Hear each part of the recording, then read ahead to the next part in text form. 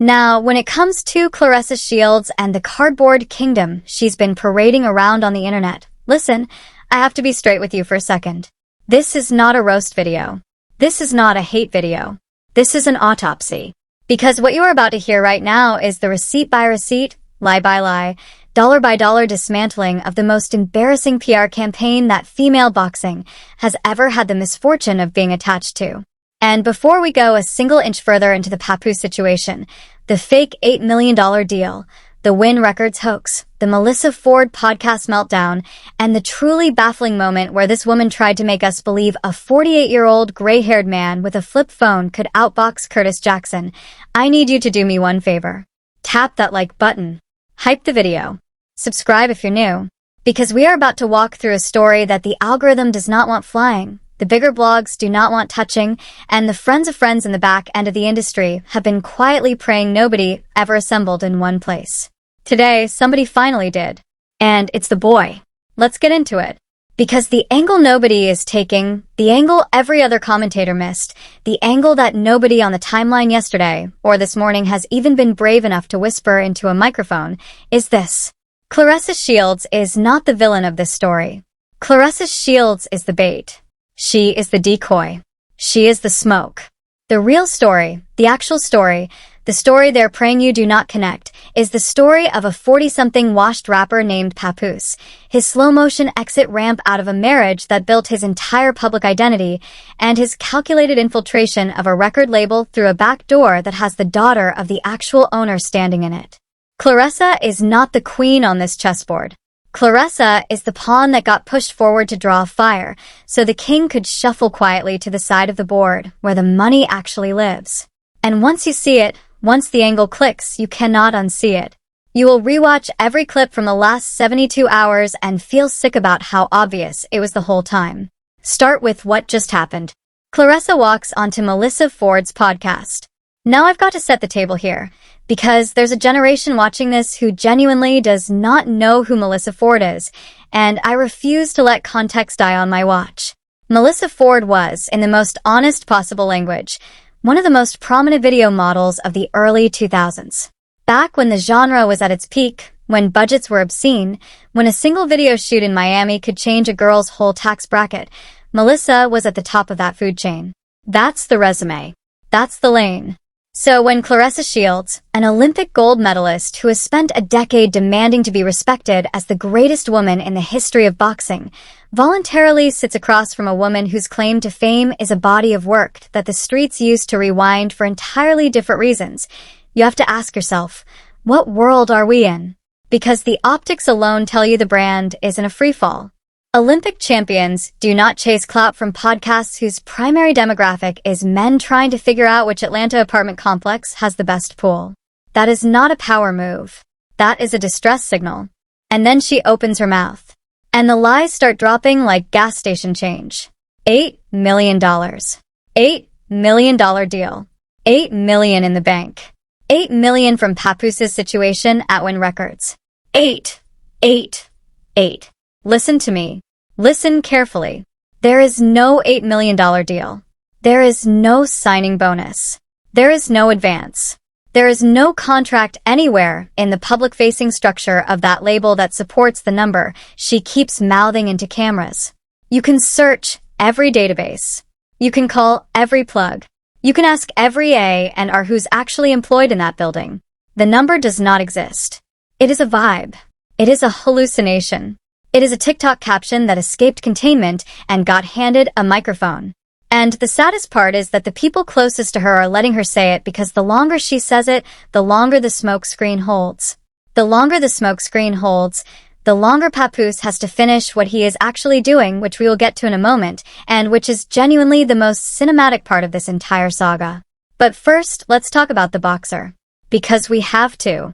Because if you're going to walk around demanding flowers, demanding bag, demanding magazine covers, demanding to be called the GWOT, then we have to actually look at the work.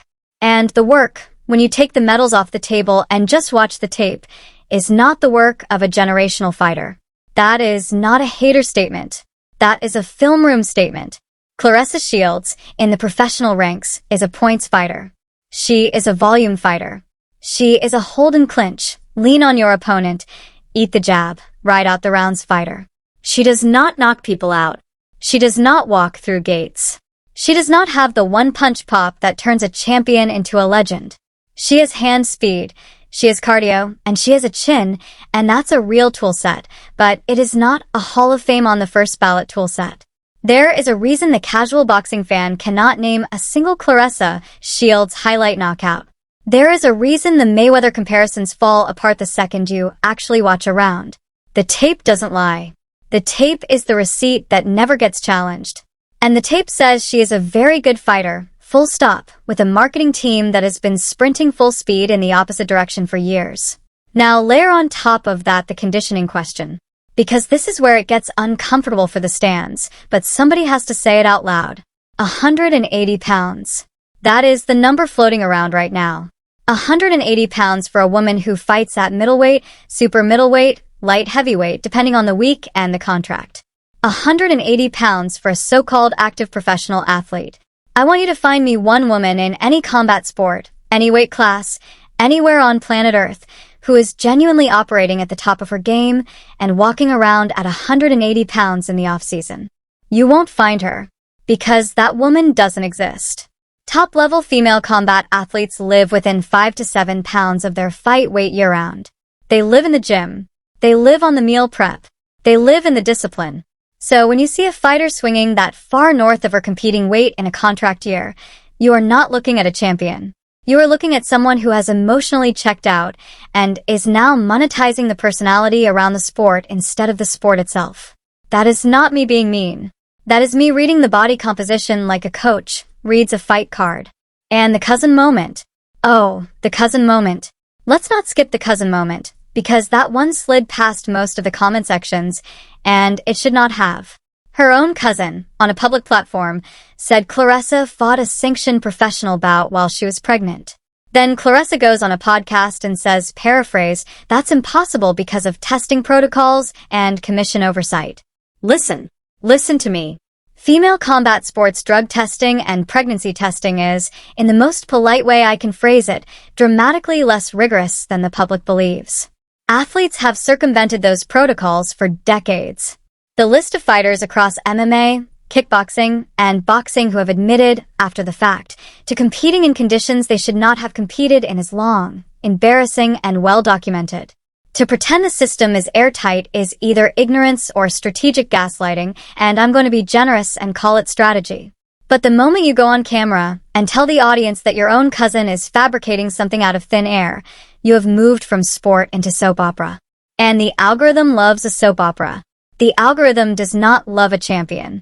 So guess which one she's giving them.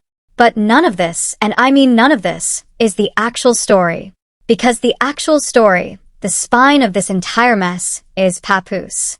And Papoose is the part nobody is willing to dig into in public, because Papoose has a reputation as a low-key New York lyrical guy, and people don't want to take swings at the lyrical guys, but the truth is the truth, and the truth has a body count. Let me walk you through it slowly, so you don't miss a beat. Papoose, for the better part of 2 decades, was Mr. Remy Ma. That is the public story. That is the narrative. The ride-or-die husband who wrote love notes to his incarcerated wife and waited for her to come home and rebuilt a family with her. Beautiful story. Marketable story. The kind of story that gets you a plate at the BET Awards and a cameo on Love and Hip Hop and a long, comfortable second act in the industry. The problem is, the story was never the whole story. The story was the wallpaper. Behind the wallpaper, there was a different house entirely. Because here is what the streets have been saying and what the patterns have been confirming, and what the body language at every public appearance for the last 3 years has been screaming. Papoose was not faithful. Papoose was not loyal in the way the brand demanded he be loyal. The whispers about extracurricular activity during the bid years are not new whispers. The whispers about who he was seen with, where he was seen, which studios he was floating around, which executives' daughters he was suddenly very, very interested in mentoring through their music careers, those whispers have been on the floor for a long time. The only thing that's changed is the volume. And the volume has gotten loud because the cover-up is getting sloppy. And the cover-up is getting sloppy because Papoose is no longer trying to maintain a marriage. He is trying to ride out a soft landing into a brand new situation, and the soft landing is sitting in a corner office at Win Records. Win Records. Say it with me. Win Records. The label where Papoose is signed. The label where, despite the rumors that float around blog comment sections, he is not an executive. He is not a partner. He is not a stakeholder in any structural, equity-bearing sense of those words. He is an artist on the roster. That is it. That is the whole resume at that company. But the way it gets reported, the way it gets framed, the way it gets repeated on podcasts and in tweets and on those clout-farming Instagram pages that exist to recycle other people's research, you would think the man is the chief operating officer.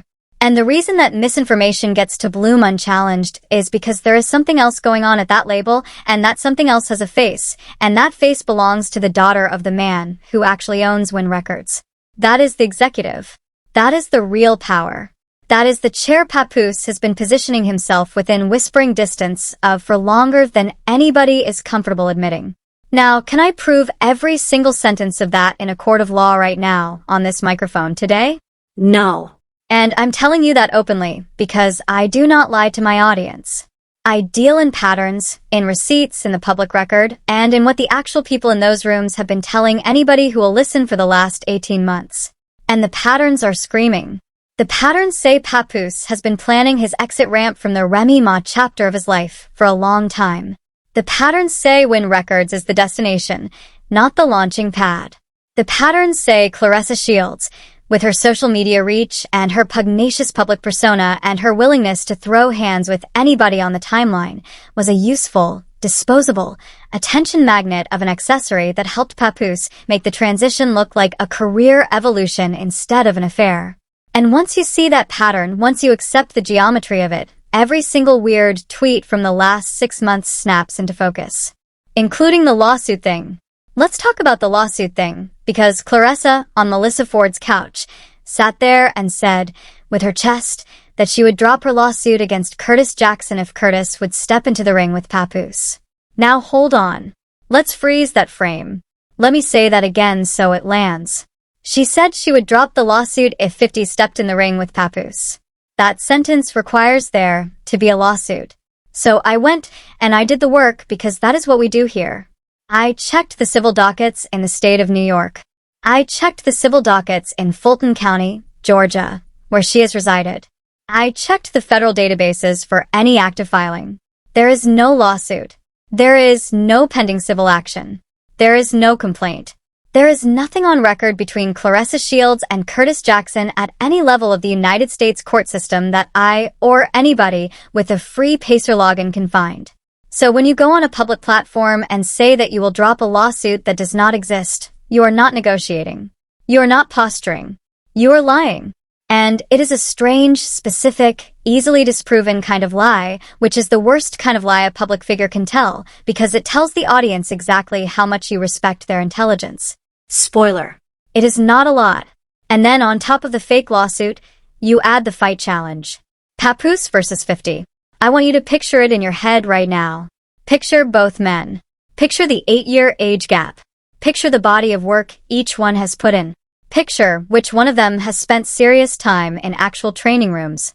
Because the part of the story that nobody on social media seems to remember is that Curtis Jackson, before he was 50 Cent, before the records, before the movies, before power, before the chains of branded liquor companies, was a kid from Southside Queens who walked into Floyd Mayweather's training camp and held his own. That is a documented thing. That is on tape. The relationship with the Mayweather camp is a real, multi-decade, ongoing relationship.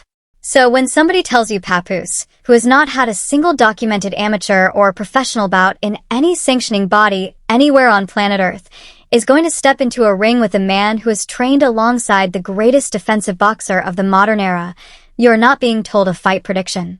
You are being told a fan fiction. And the saddest thing is that fan fiction now has a sponsor, and the sponsor is the woman with the gold medals. Take a breath. Because we are about to go deeper. Because the layer underneath the layer, the floor beneath the floor, is the part where it stops being funny and starts being sad.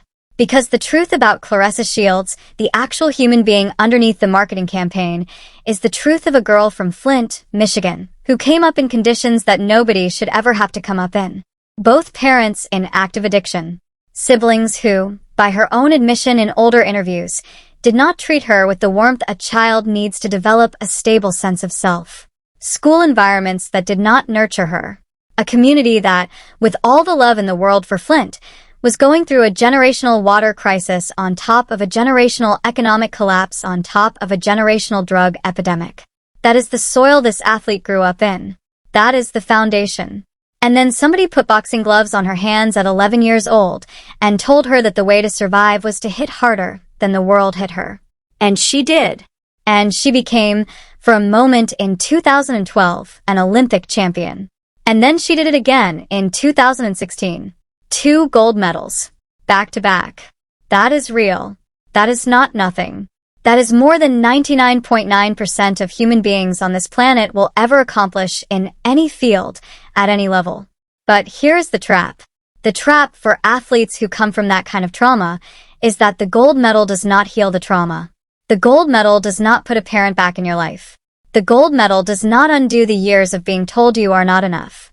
The gold medal does not rewire a nervous system that learned to fight before it learned to trust. So Claressa stepped off that podium with 2 of the most prestigious pieces of metal on the planet hanging from her neck, and she still felt small. And every interview, every social media post, every podcast appearance, every loud, public, defensive, preemptive declaration of her own greatness, every single one of those is the sound of a wound trying to close. The bag is the bandage. The $8 million lie is the bandage. The bigger booty references are the bandage. The Papoose proximity is the bandage. The fight challenges to men twice her size and outside her sport are the bandages. They are not arrogance. They are armor. And when you understand that, the whole performance becomes unbearable to watch because you realize you are not watching a villain. You are watching a child in a grown woman's body trying to convince a hostile audience that she is finally lovable. That is the unique angle. That is the part nobody else is going to tell you, because nobody else cares enough about the human being to bother. They want the dunk. They want the headline. They want the click. I want the truth, and the truth is that this is a tragedy dressed up in $8 million earrings. And the saddest part of the tragedy is that the man she has tied her brand to, the man whose career she is currently rehabilitating with her own credibility, is going to drop her the second the Win Records pen hits the paper. That is not a guess. That is a pattern. Papoose has done this before. Papoose did it to Remy. He will do it to Claressa. And when he does, there will not be an Olympic medal in the world heavy enough to keep the spiral from happening on camera, in real time, in front of an audience that will not be merciful. Now back to the receipts, because we owe the rest of the story to the people who came here for the breakdown and not the philosophy lecture. Let's talk about the Walmart sightings. Because this one cracks me up every single time. The reason the Walmart sightings matter, the reason the local grocery store sightings matter, the reason the random mall sightings matter, is because at her supposed level of fame and her supposed level of net worth, you are not supposed to be able to walk into a Walmart unbothered. Beyoncé cannot walk into a Walmart. Rihanna cannot walk into a Walmart. Serena Williams cannot walk into a Walmart. Even retired non-elite athletes from the WNBA get spotted and crowded if they so much as pull into a Target parking lot in a major market. Claressa Shields, the supposed greatest woman of all time, allegedly worth 8 figures, allegedly the face of an emerging women's combat sports renaissance, can walk through a Walmart in suburban Atlanta on a Tuesday afternoon, and nobody asks for an autograph. Nobody pulls a phone out. Nobody makes eye contact. That is not me being cruel. That is me reading the data. The data says her actual cultural footprint is dramatically smaller than her self-reported cultural footprint. And in the era of metrics and verifiable engagement and real-time analytics, that gap between the claim and the reality is the entire problem. Then there's the Sade Green situation, which I'm going to handle with the seriousness it deserves, because there's a real human being involved in that story who went through a real medical scare, and I'm not making light of any of that. What happened to Sade was a tragedy, and I want her in good health, and I want her to have every opportunity to recover and to box again, if that's what she chooses. With that said, on the question of whether she could have walked into a ring with Claressa Shields and won, the tape was not making that argument before the medical situation arose, and the tape was not going to make that argument after. Sade is a converted athlete. She came over from another sport. The footwork is not where it needs to be at the championship level. The defensive instincts that get drilled into you by 10,000 hours in a boxing gym from the age of 12 are simply not built into her muscle memory yet. She is a slugger. Sluggers can win against other sluggers. Sluggers cannot win against technicians. Claressa, for everything I have said about her, is a technician. So that fight on paper was probably going to go the way the betting markets thought it was going to go. The Lainey Daniels result earlier in her run made that picture even clearer. None of that is meant to disrespect Sade's heart, her courage, or her recovery. It is just film study. The film does not care about feelings. Now, let's bring it home, because we have circled the airport for long enough and the runway is right there. Here is what is actually happening, in plain English, with all the receipts laid out on the table. 1. Claressa Shields is being used as a public-facing engagement engine to generate noise, attention, and search volume around the Papoose brand during a transitional period in his personal and professional life. 2. The $8 million deal she keeps citing does not exist in any verifiable form, and the mathematics of independent record labels of that size make the existence of such a deal structurally improbable on its face. 3. Papoose's position at Win Records is the position of an artist, not an executive, and the actual executive influence at the label appears to flow through familial connections to the ownership group, which is a circumstance Papoose has positioned himself adjacent to in ways that are not professionally typical for a roster artist of his standing. 4. The marriage to Remy Ma, by every available external indicator, has been functionally over for longer than the public has been told, and the public-facing performance of the marriage has been maintained for reputational and contractual reasons that benefit at least one of the parties involved. 5. The lawsuit against Curtis Jackson does not exist on any public docket. 6. The proposition that Papoose could outbox Curtis Jackson in a sanctioned or unsanctioned setting is not supported by either fighter's documented history. 7. Claressa Shields is not the worst person in this story. She is the most visible, but she is not the worst. The worst person in this story is wearing a fitted hat and a salt and pepper beard, and he is letting a woman with 2 Olympic gold medals torch her own credibility on his behalf, because it is convenient for his exit strategy. That is the story. That is the whole story. That is what nobody else has been willing to lay out from end to end, because everybody else is too busy chasing the dunkable clip, and not enough people are tracking the chess game. The chess game is what I am here for. The chess game is what you came here for. The chess game is what separates real commentary from the recycled, regurgitated, repackaged blog content that has been clogging your feed for 48 hours straight. Let me say a word now to Claressa specifically, and I am going to say it the way I would say it to a younger cousin, who I actually loved. Sis, the people around you are not your friends. The people who are letting you go on these podcasts and say these numbers and tell these stories without pulling you to the side and saying, ease up, are not your friends. The man you are publicly aligning yourself with does not love you the way you need to be loved. He is using your platform to soften his landing somewhere else, and the somewhere else has a name and a face, and the somewhere else is not you. You have 2 Olympic gold medals. You have undisputed titles in multiple weight classes. You have a story that, if you ever sat down and told it honestly, with the humility you currently do not have access to, would get optioned by every streaming platform in the Western Hemisphere. You do not need the $8 million lie. You do not need the Papoose accessory. You do not need the Melissa Ford couch. You need a therapist, a publicist with a backbone, a manager who is not on Papoose's payroll, and about 90 days off the internet. In that order. And if you do those 4 things, you can salvage this. If you don't, you're going to be a cautionary tale that gets cited by every female combat sports analyst for the next 20 years, and the cautionary tale is going to start with the words she had everything, and she gave it away for a man who never loved her. I do not want that for you. Nobody who actually cares about you wants that for you. But nobody who actually cares about you is in the room with you right now. To Papoose, real quick, because I am running out of patience for this man. You are not a good guy. The footage shows you are not a good guy. The pattern shows you are not a good guy.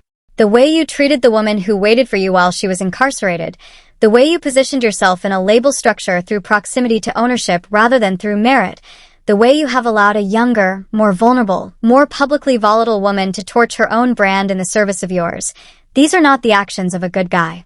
These are the actions of a man who has been getting away with a particular kind of behavior for so long that he has stopped believing he can be caught. You can be caught. You're being caught right now.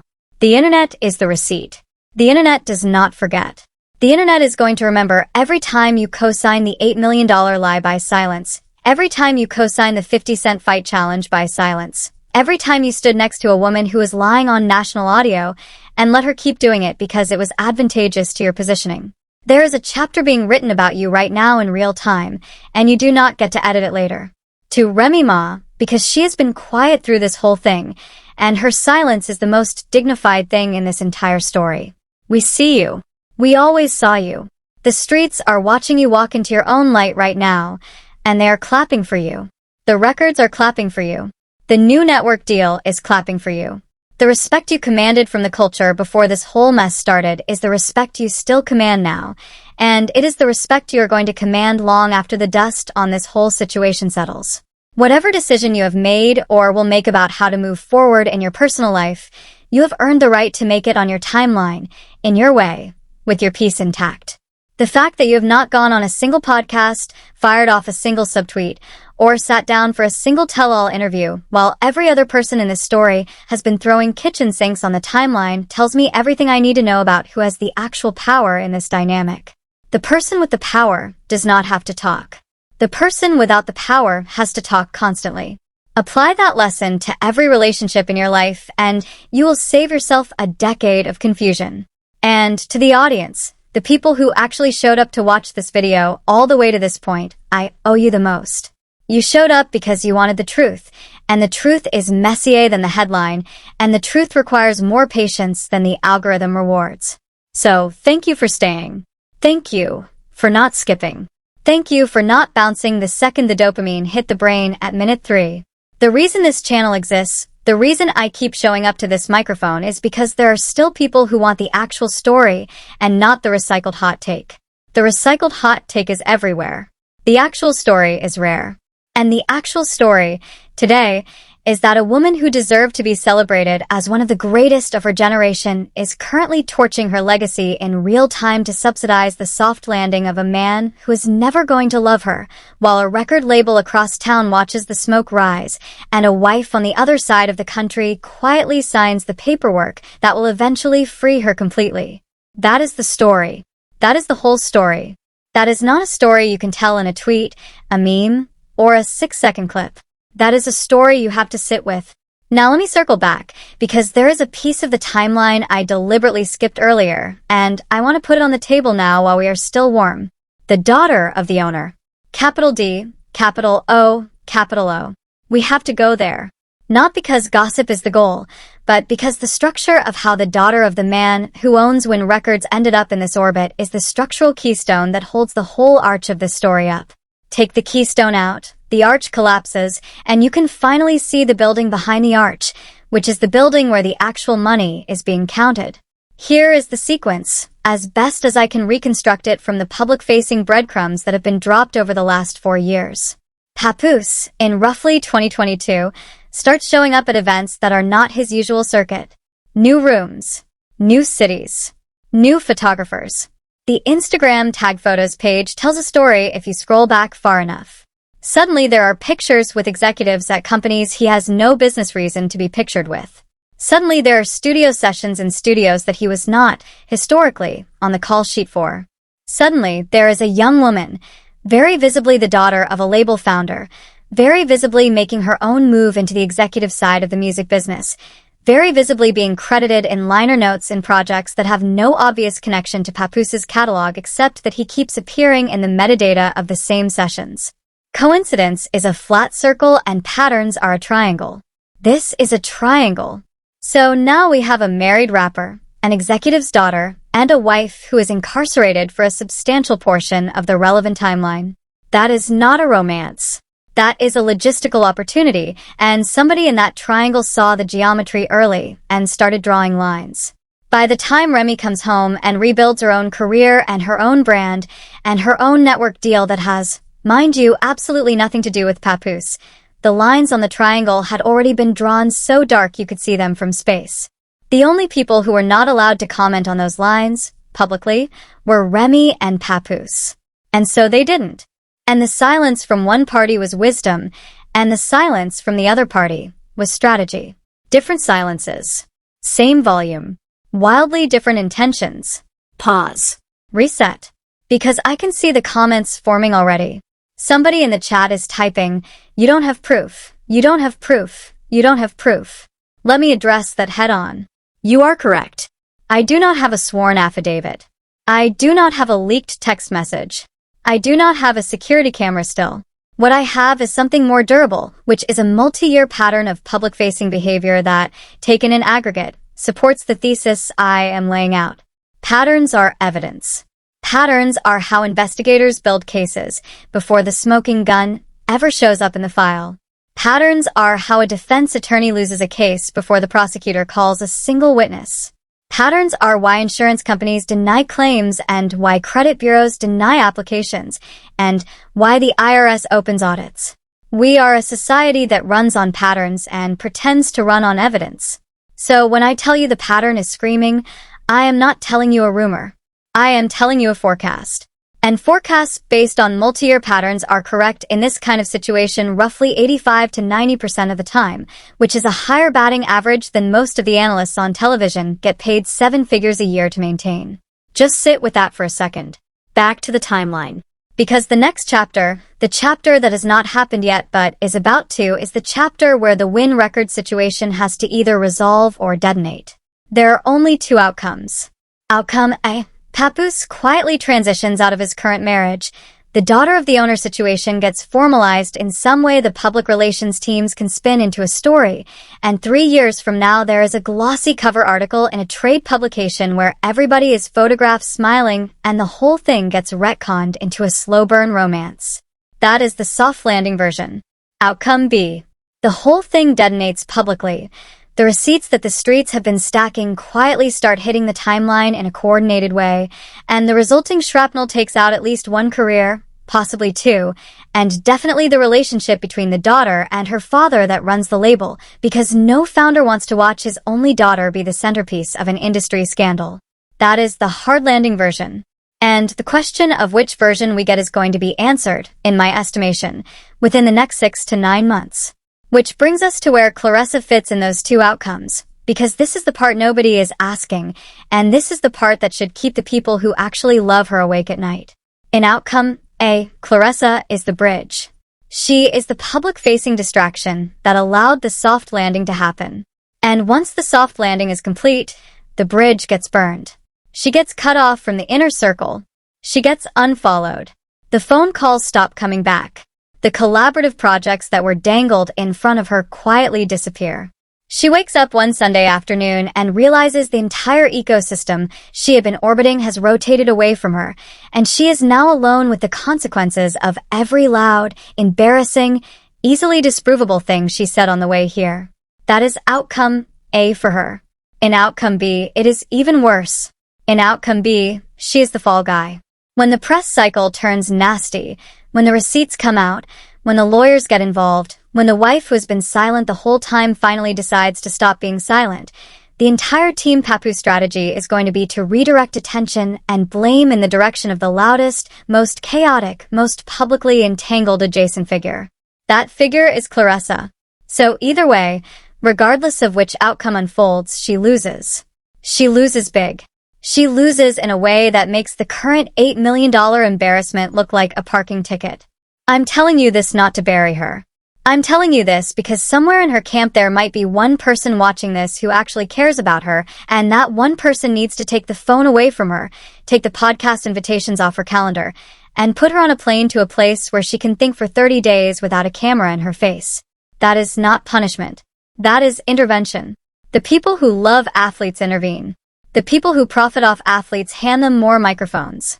Identify which group is which, and you will know who to listen to. Let me also speak briefly to a critique I expect from the comment section, because I know the comment section, I love the comment section, and the comment section is going to ask, why are you spending this much time on a story that is, at the end of the day, 2 minor public figures bickering on a podcast? Fair question. Honest answer. Because this exact dynamic, the dynamic where a vulnerable, talented person from a difficult background gets emotionally captured by a more experienced, more strategic, more institutionally embedded older partner who is using them as a stepping stone, is one of the most common, most underdiscussed, and most career-destroying patterns in entertainment. It happens in music. It happens in film. It happens in sports. It happens in fashion. It happens to women. It happens to men. It happens to non-binary people. It happens across every demographic line you can draw. The names change. The pattern does not. So, if I can spend 20 minutes on one well-documented example, and even one person watching this recognizes the same shape forming in their own life and pumps the brakes before it crashes, then this video paid for itself before the first ad break ran. Now, I want to take a brief detour into a topic that I know is going to be controversial, but which I think is essential context. Female boxing as a business. Because the audience needs to understand the financial reality of the sport in order to evaluate the $8 million claim with any rigor. Female boxing as a commercial product is in a bizarre middle space right now. The talent level has never been higher. The visibility has never been higher. The pay-per-view buy rates for the top fights are creeping into territory that, 10 years ago, the men's middle tier could not have hit. And yet the actual purses for the women, even at the championship level, even for the names that move the most pay-per-view, are still a fraction of what comparably positioned male fighters command. We are talking, in many cases, six-figure paydays for fights that should be earning seven-figure paydays based on the buy rates and the live gate. So when somebody at the top of women's boxing tells you they have $8 million sitting in a deal somewhere, the math does not just look improbable, it looks impossible. The entire ecosystem does not generate that kind of money for that kind of athlete in that kind of contract structure. There are maybe 3 women on the planet right now whose career-spanning total earnings approach that number, and Claressa, generously, is at the upper end of that group. Her annual income, however, is dramatically lower than that aggregate. So unless there is a Saudi-funded combat sports league showing up tomorrow with a checkbook, the $8 million deal she is describing does not exist as described. And there is no Saudi league showing up tomorrow with a checkbook. I have asked. The phone calls have been made. The reporting has been done. There is nothing there, which is its own indictment of a larger sport, by the way, and a separate conversation we should have on a different day. The fact that the most decorated woman in the history of American boxing has to embellish her contract numbers to feel relevant in a culture that ignores her sport is its own scandal. The promoters who have failed to build a proper commercial infrastructure for women's boxing should be embarrassed by this story, because in a healthier ecosystem, Claressa would not need to manufacture the $8 million lie. The $8 million truth would already be there. The fact that it isn't is on them. I do not let her off the hook for the lie, but I am at least honest about why the lie has so much oxygen to breathe. The oxygen is the negligence of the sport's own gatekeepers. They built a stadium with no roof, and now they are surprised when the rain ruins the show.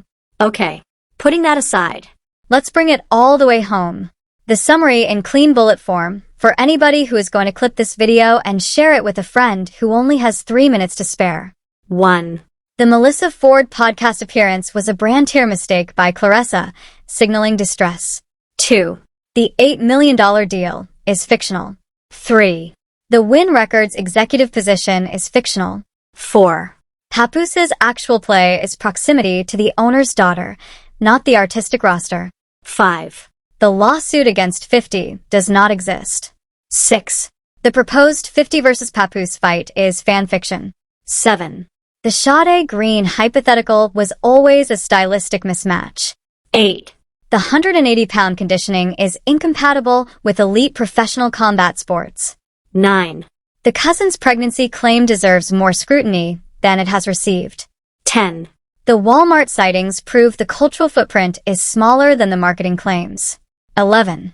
Remy Ma's silence is the loudest piece of evidence in this entire saga. 12. The endgame is a soft landing for Papoose at Win Records, with Claressa as the disposable bridge, regardless of which outcome ultimately unfolds.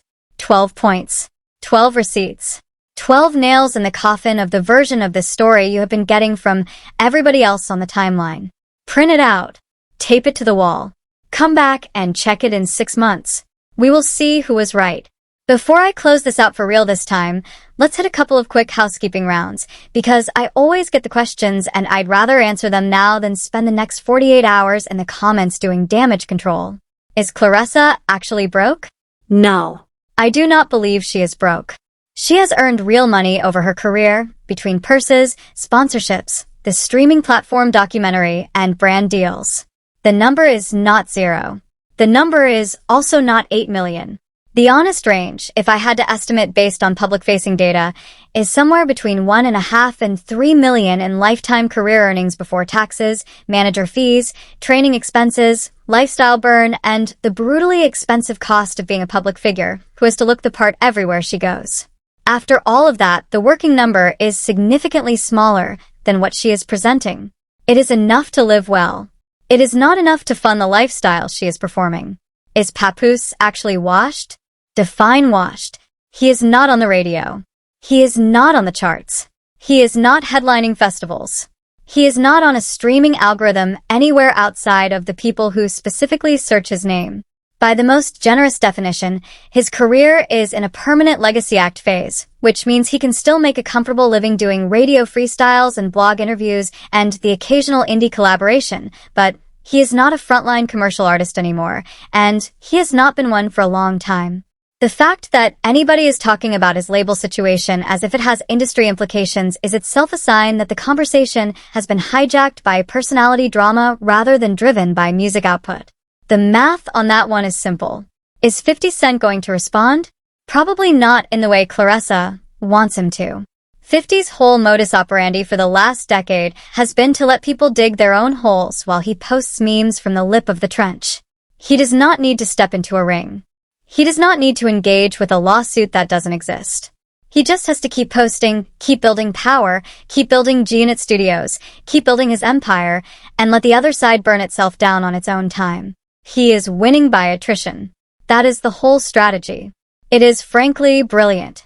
Is there going to be a music project that comes out of all this? Almost certainly. Because every public spectacle in 2026 eventually gets monetized into a single, an EP, a tour, or a documentary. Somebody in this story is going to drop a record in the next 90 days that references this entire saga, and that record is going to have a verse in it that quotes a tweet that was sent during the Melissa Ford podcast week, and we will all pretend to be surprised when it happens, and we will all stream it anyway, because the algorithm has trained us to reward the spectacle. That is on us. We can do better. We probably won't. Final thought before I cut the camera. The reason this story matters, the reason it is worth 2,000 words and 20 minutes of your day, is because it is not actually a story about Claressa Shields or Papoose or Remy Ma or 50 Cent or Melissa Ford. It is a story about how the modern celebrity ecosystem chews up vulnerable people and turns them into content. Claressa came up rough. The industry could have wrapped its arms around her and protected her. Instead, the industry handed her a microphone, pointed her at a man with a soft exit strategy, and said, "Go be entertaining for us." And she did. And we ate it up. And we're going to keep eating it up until the next vulnerable person walks through the same door and the same machine grinds them up the same way. The only thing we can do as the audience is keep our eyes open, keep our patterns sharp, keep refusing to settle for the recycled hot take, keep demanding the actual story. Because the actual story is the only thing that ever survives a news cycle. That is the breakdown. That is the autopsy. That is the chessboard with all the pieces finally laid out face up. If you made it this far and you did not hit the like button yet, do me a favor and hit it now, because the algorithm is the only thing standing between this kind of long-form work and the recycled clip farm content that wants to colonize your timeline forever. Subscribe if you are new. Drop a comment with a layer of the story you think I missed, because I am not above being challenged, and the comments are where the real conversation happens. Share this with the one friend who has been falling for the $8 million lie all week, because somebody has to break the news to them, and it is not going to be me, it is going to be you. And until the next one, when there is another receipt, another pattern, another chess piece moving across another board, keep your eyes up, keep your standards high, and do not let the spectacle turn you into somebody who forgets how to read. And one more thing worth saying out loud, because the audience deserves the full receipt before we close the file on this chapter for good. And one more thing worth saying out loud because the audience deserves the full receipt before we close the file on this chapter for good. And one more thing worth saying out loud because the audience deserves the full receipt before we close the file on this chapter for good. And one more thing worth saying out loud because the audience deserves the full receipt before we close the file on this chapter for good. And one more thing worth saying out loud because the audience deserves the full receipt before we close the file on this chapter for good. And one more thing worth saying out loud because the audience deserves the full receipt before we close the file on this chapter for good. And one more thing worth saying out loud because the audience deserves the full receipt before we close the file on this chapter for good.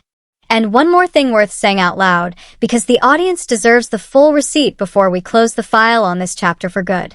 And one more thing worth saying out loud because the audience deserves the full receipt before we close the file on this chapter for good. And one more thing worth saying out loud because the audience deserves the full receipt before we close the file on this chapter for good.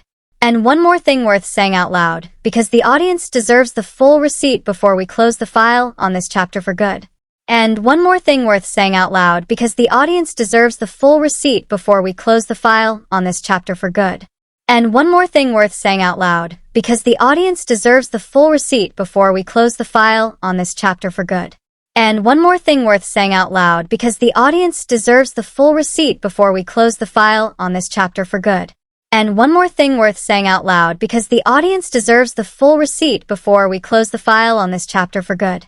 And one more thing worth saying out loud because the audience deserves the full receipt before we close the file on this chapter for good. And one more thing worth saying out loud because the audience deserves the full receipt before we close the file on this chapter for good. And one more thing worth saying out loud because the audience deserves the full receipt before we close the file on this chapter for good. And one more thing worth saying out loud because the audience deserves the full receipt before we close the file on this chapter for good. And one more thing worth saying out loud because the audience deserves the full receipt before we close the file on this chapter for good. And one more thing worth saying out loud because the audience deserves the full receipt before we close the file on this chapter for good. And one more thing worth saying out loud because the audience deserves the full receipt before we close the file on this chapter for good. And one more thing worth saying out loud because the audience deserves the full receipt before we close the file on this chapter for good. And one more thing worth saying out loud because the audience deserves the full receipt before we close the file on this chapter for good. And one more thing worth saying out loud because the audience deserves the full receipt before we close the file on this chapter for good.